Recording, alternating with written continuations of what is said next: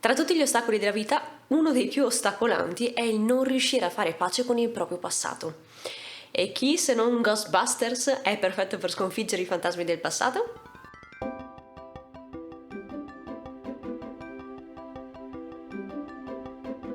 A volte può succedere di sentirsi un po' bloccati, come se il nostro passato non ci permettesse di andare avanti, di sentirci felici e di fare qualcosa a riguardo. Ti senti ancora arrabbiato per quello che ti è successo in passato e questo, anche se magari coscientemente non te ne accorgi, ti toglie davvero tanta energia. Energia che potresti invece investire per migliorare il tuo presente e il tuo futuro. E invece la tieni bloccata per alimentare i sensi di colpa e le questioni irrisolte. Ciao, io sono Manuela e questa è Guida Strategica. Se sei un gamer o un amante degli anime, iscriviti al canale e clicca sulla campanellina per attivare le notifiche, perché qui parleremo sempre di crescita personale spiegata attraverso i videogiochi o gli anime. Dunque, riappacificarsi con il proprio passato è possibile e oggi con Ghostbusters vediamo come si fa in 4 passi. Primo passo, trovarli e scannerizzarli con il rilevatore EPC. Anche se coscientemente non ti ricordi qualcosa, la nostra mente tiene ben archiviati tutti i ricordi. Di conseguenza, provare a dimenticare il passato è impossibile. I fantasmi del passato sono sempre lì, in agguato, pronti a saltar fuori nel momento meno opportuno. Quindi, quello che puoi fare è andare attivamente a cercarli, andare a rilevarli. In questo modo sarai tu a decidere quando affrontare le tue difficoltà, senza farti cogliere di sorpresa nel momento meno opportuno. Ogni buon Ghostbusters, infatti, ha il suo rilevatore EPC sempre a portata. Anzi, nel gioco raramente ti farai attaccare a sorpresa qualche fantasma, ma molto più spesso sarai tu a doverli andare a cercare attivamente attivando questo rilevatore.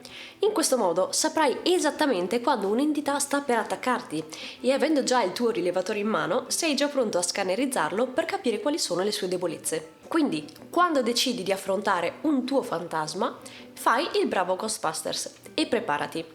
Chiaramente, se hai un'entità piccolina da affrontare, puoi fare tutto da solo e arrangiarti. Invece, se hai un fantasma della Madonna, avrai bisogno di aiuto e soprattutto avrai bisogno di strumenti sia per difenderti che per attaccare.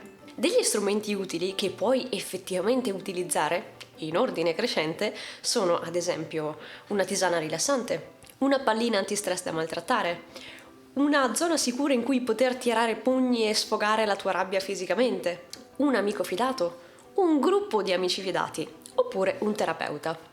Sì, perché se hai grossi fantasmi da affrontare, non li affrontare così a caso, ma vai preparato. Quindi, una volta individuato il tuo fantasma e definito, puoi iniziare con il secondo passo.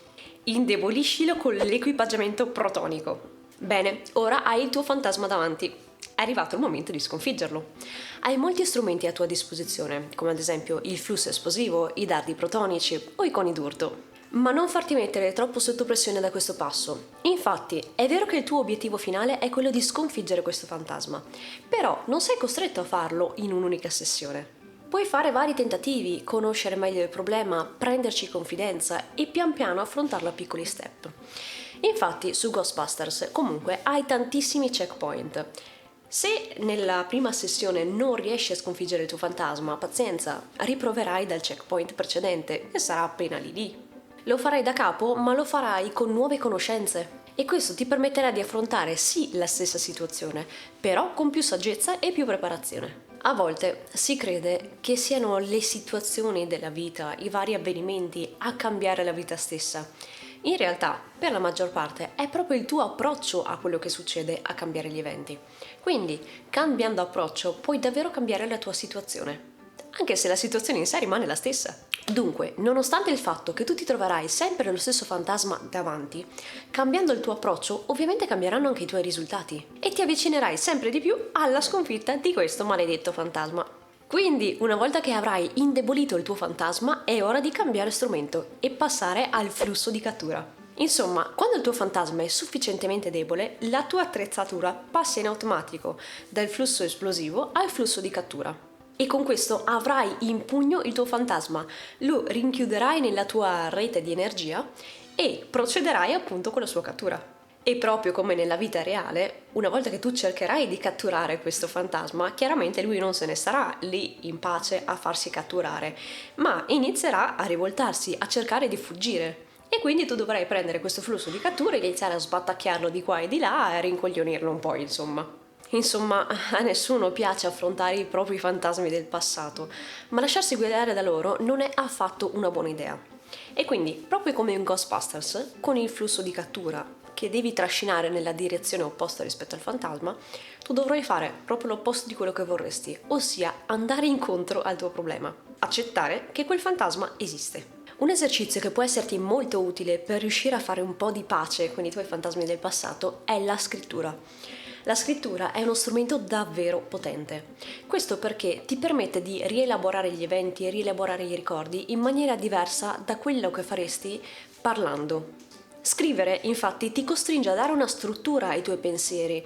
Non è come parlare che puoi lasciarti andare a ruota libera. Con la scrittura devi appunto strutturare un discorso dall'inizio alla fine, dargli un significato, scegliere le giuste parole. Insomma, ti può aiutare davvero tanto. Soprattutto ti aiuterà a iniziare a vedere nuove prospettive, a rielaborare gli eventi e quindi andare incontro alla loro risoluzione. Gli toglierai potere, insomma. E fatto questo, non ti resta che catturare i tuoi fantasmi con la trappola.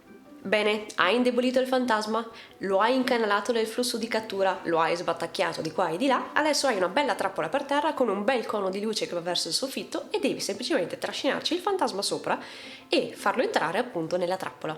Ci sono delle esperienze nella vita che sono davvero dolorose. Potresti trovarle ingiuste o sbagliate, però possono comunque diventare delle fonti di crescita. Ma per poter trasformare questa sofferenza in una fonte di crescita, devi imparare ad amare anche le tue imperfezioni e ad accettare che ci sono anche delle giornate un po' storte. Puoi cercare di vedere le tue esperienze in modo un po' più ironico, oppure cercare di apprendere una lezione da esse. In questo modo riuscirai ad incanalare le tue emozioni negative e provare a guidarle verso una soluzione un po' più positiva. Risultato: il fantasma continuerà ad esistere, ma resterà chiuso nella sua scatoletta, quindi tu sai che c'è, lui esisterà, ma non potrà più nuocerti. In conclusione, puoi riuscire a riappacificarti con il tuo passato e fare in modo che diventi una cosa un po' più armoniosa con il tuo presente e utilizzarlo come un'esperienza di crescita. Per farlo, dovrai seguire i 4 passi per catturare i fantasmi in Ghostbusters, ossia analizzarli per capirne meglio l'essenza, dominarli e infine rielaborarli ed integrarli con il tuo presente. Bene, io spero che questi consigli ti siano stati utili. Fammi sapere nei commenti come sono e anche come hai trovato Ghostbusters, che è un pochino una stronzata, però ci ha lasciato qualcosa di positivo. Bene, noi ci rivediamo tra 2 settimane, sempre di mercoledì. Quindi iscriviti al canale e clicca sulla campanellina per attivare le notifiche, per non perderti i nuovi video e rendere la tua vita migliore grazie alle tue passioni.